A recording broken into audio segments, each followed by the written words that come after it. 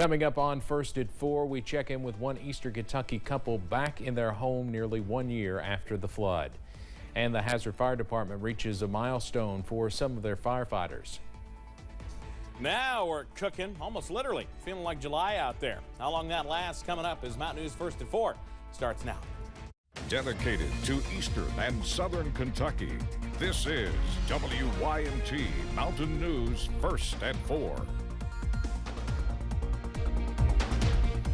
Good afternoon, I'm Steve Hensley. First at 4, the first anniversary of the deadly July 2022 flood is later this week, and many families are still recovering.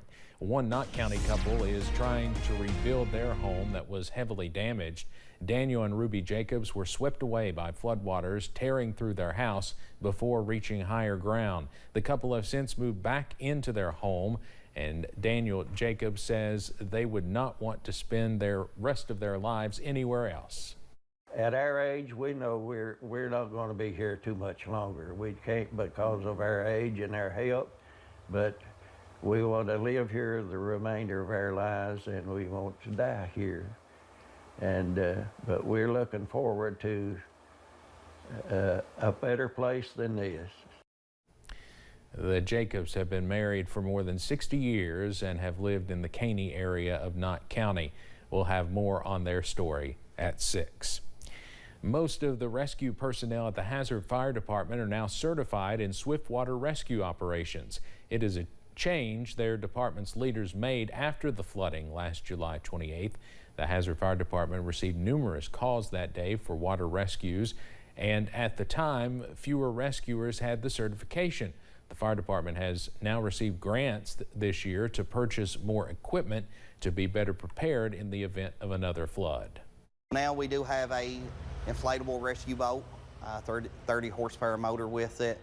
We have our John boat. We received about $20,000 worth of equipment, such as, the suits, the life jackets, the rope bags, everything that will be needed to, use during a rescue operation. Hazard firefighters say they rescued more than 50 people the night of and more after the flood. WYMT's Olivia Calfee will have more from them tonight at 6. Bright night, Rivian and the Nature Conservancy officials announced they are partnering to transform the Starfire coal mine into a new renewable power project. Other local and state leaders were there to announce the $1 billion investment. The Rivian founder and CEO says this project will produce a lot of energy. Projects at this scale, identifying a site that can operate at this scale. So this is ultimately going to be an 800 megawatt site. As we heard, first phase is around 200 megawatts. We're more than half of the first phase in terms of consumption, and we need lots of projects like this. Scarin says 800 megawatts will have enough electricity to power more than 500,000 households. Coming up at 6, learn more about the importance of this new project and what it could mean for Eastern Kentucky. Continues to be a warm one all throughout the region out there. It has been a very hot day today, and even more is on the way. Here's the view right now from Buffalo Mountain here in Perry County. 86, plenty of sunshine, just fair weather clouds out there. How about upper 80s to near 90s starting to sneak in?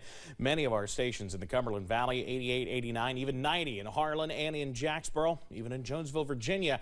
Dew points are in the upper 60s, low to mid 70s.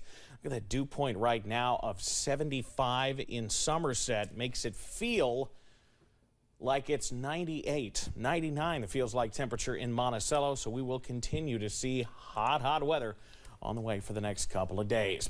A look now at Pinpoint Doppler. Yeah, we had a couple of downpours into portions of southwest Virginia. Those quickly pushed out of the region, but it is something that we will continue to watch over the next little while. Steve, I'll have the very latest, though, in a few minutes on whether or not any more storms could bubble up in the heat of the afternoon.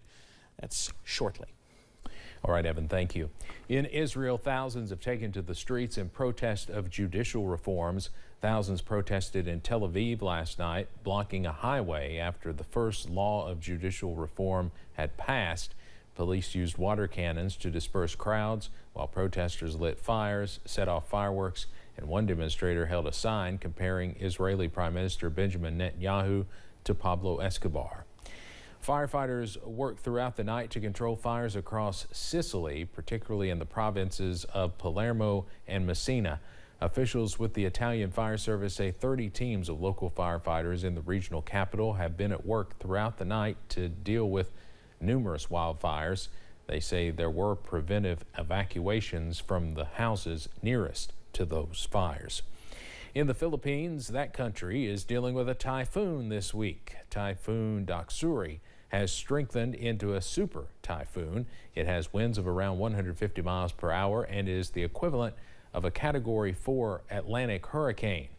The storm is expected to pass over and potentially make landfall across a small cluster of islands near the Philippines. On what would have been Emmett Till's 82nd birthday, the Biden administration is honoring his legacy with 3 memorial sites. White House officials are memorializing the river site in Mississippi where Till's body was found, the courthouse where his killers were wrongfully acquitted, and the church where his funeral was held. CBS's Elise Preston has more. The memory of 14-year-old Emmett Till is imprinted on the banks of the Tallahatchie River.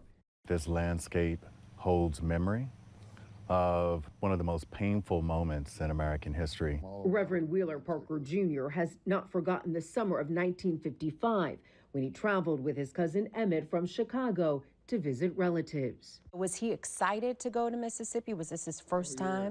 First they told me he couldn't go. That didn't sit well at all. The cousins went to the grocery store owned by Roy and Carolyn Bryant. Miss Bryant comes out. And when she comes out, he whistles. So as soon as he whistled, you knew? We took off. We had to realize what it was like to hear that.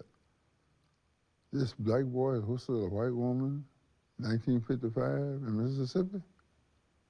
That's a death sentence. Days later, armed, Roy Bryant and his brother, J.W. Milam, roused the family at their home. They came to take him, and that's what they did. Till's almost unrecognizable body was found in the river. The brothers were charged with murder, but found not guilty by an all-white jury. Till's mother, Mamie Till Mobley, held an open casket funeral at Roberts Temple in Chicago. That act alone is said to be the catalyst for the civil rights movement. Marvell Parker is married to Wheeler Parker. Their focus now is restoring the 100-year-old church building, which needs roughly $20 million. Back in Mississippi, the Tallahatchie County Courthouse, where the trial was held, is restored to what it looked like in 1955. There was a battle here. There's a battle for the soul of this nation. And that day, we all lost. Brent Leggs, who worked for this national monument designation, hopes it will bring attention to the estimated 5,000 additional Black U.S. historic sites in need of $500 million for preservation. It isn't for our nation to remain stuck in a painful past. It really is to challenge our nation to say that we can do better. Elise Preston, CBS News. Through the years, the river site has been vandalized multiple times. Preservationists hope vandals will now be deterred because defacing a national monument is a federal crime. Coming up on